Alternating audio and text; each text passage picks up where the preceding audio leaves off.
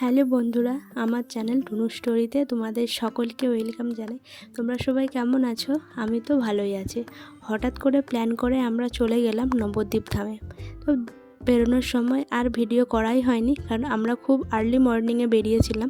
ভেবেছিলাম স্টেশনে গিয়ে ভিডিও করব, বাট এত স্টেশনে মারাত্মক ভিড় ছিল আর ট্রেনেও ভীষণ ভিড় ছিল, তাই আর কোথাও ভিডিও করা হয়নি। তো একেবারে নবদ্বীপ ধামে নেমেই এখান থেকেই ভিডিও করা স্টার্ট করলাম। তো তোমরা ভিডিওটা প্রথম থেকে শেষ পর্যন্ত দেখতে থাকো, আশা করি তোমাদের ভালো লাগবে। আর ভিডিওটা আমি একটা পার্টে দিলাম না, 3টে পার্ট করে দেবো, কারণ একবারে দিলে না ভিডিওটা অনেক বড় হয়ে যাবে, যেটা তোমাদের দেখতে অনেক বোরিং লাগবে। তো সেজন্য 3টে পার্ট দেবো। তো প্রথমেই আমরা নবদ্বীপ ধাম স্টেশনে নেমে ওখান থেকে একটা টোটো করে নিয়েছি। তো এখন আমরা টোটোয় করে চলে যাচ্ছি ফেরিঘাটে।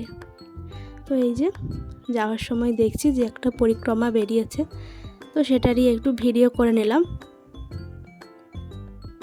আর মায়াপুরে গিয়ে আমাদের সময়টা খুব সুন্দর কেটেছে। তো তারপর এই যে আমরা টিকিট কেটে চলে গেলাম ফেরিঘাটে। এখানে 2 রকমের ব্যবস্থা ছিল, একটা ছিল নৌকো আর একটা ছিল লঞ্চ। নৌকোর ভাড়া ছিল 5 টাকা আর লঞ্চ ছিল 10 টাকা।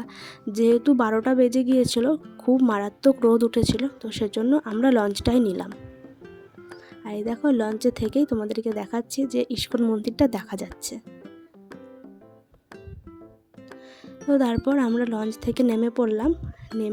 আর হোটেলটা তো আমাদের আগে থেকেই বুক করা ছিল, তাই এখন আমরা যাচ্ছি একটু হেঁটে। তারপর এখান থেকে আবার টোটো করে চলে যাব আমাদের হোটেলে।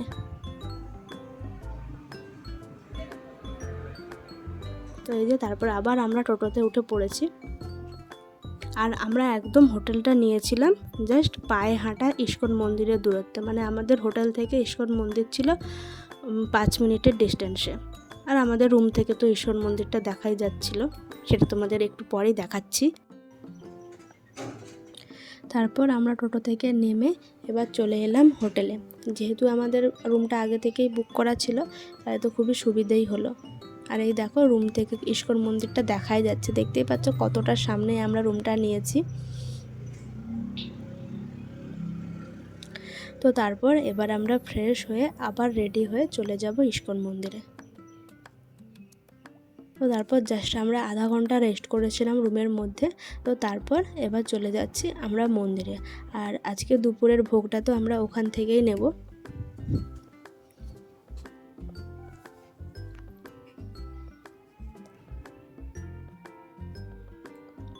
এই দেখো, আমরা যেহেতু সামনেই, তাই আমরা হেঁটে হেঁটেই চলে যাচ্ছি, আর টোটোটা নিলাম না।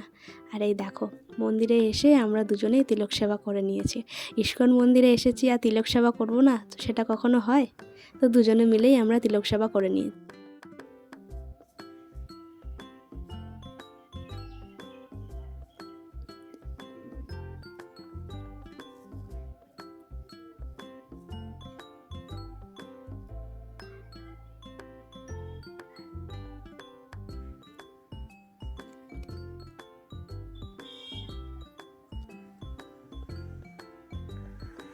তো তারপর আমরা মন্দিরে ঢুকে আগে ভোগের জন্য কুপনটা কেটে নিলাম, কারণ অনেকটাই বড় লাইন হয়ে গিয়েছিল। আর এখানে তো বিভিন্ন জায়গাতেই ভোগ খাওয়ানো হয়, যেমন গদা ভবন, গীতা ভবন, নামহট্ট ভবন। তো আর আমরা কুপন কেটেছিলাম নামহট্ট ভবন থেকে। তো এই যে আমরা দুজনের জন্য 2টো কুপনও কেটে নিয়েছি। আর এখানে ভোগ দেওয়া স্টার্ট হয় 12:30 থেকে দুপুর 2:30 পর্যন্ত। আর আমরা মন্দিরে গিয়েছি তখন 1টা বেজে গিয়েছে। তো এখন আমরা এবার লাইনে দাঁড়িয়ে যাব। এই দেখো, লাইনটা অলরেডি অনেকটাই বড় হয়ে গিয়েছে।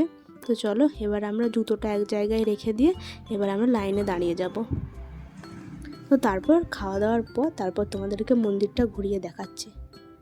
তো এই যে বেশি দেরি না করেও আমরাও এই যে লাইনে ঢুকে গিয়েছি। তো বেশিক্ষণ দাঁড়াতে হয় না, লাইনটা অনেকটা বড় হলেও কী হবে, জায়গাটা অনেকটা বড়, তাই কাউকেই দাঁড়াতে হচ্ছিল না। তো তারপর এই যে সবাই মিলে আমরা বসে পড়েছি লাইনে।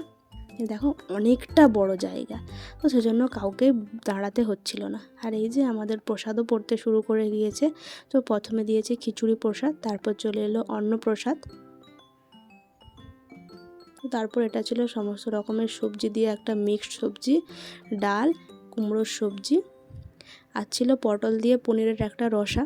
তো যেহেতু আমি পনিরের রসাটা খাইনি তাই আমি নিইনি, ও নিয়েছিল। তো তারপর লাঞ্চ টাঞ্চ করার পর দুজনে মিলে একটু মন্দিরের ব্যাক সাইডটাতে গিয়েছিলাম। এই যে কত সুন্দর ফুলের গাছ।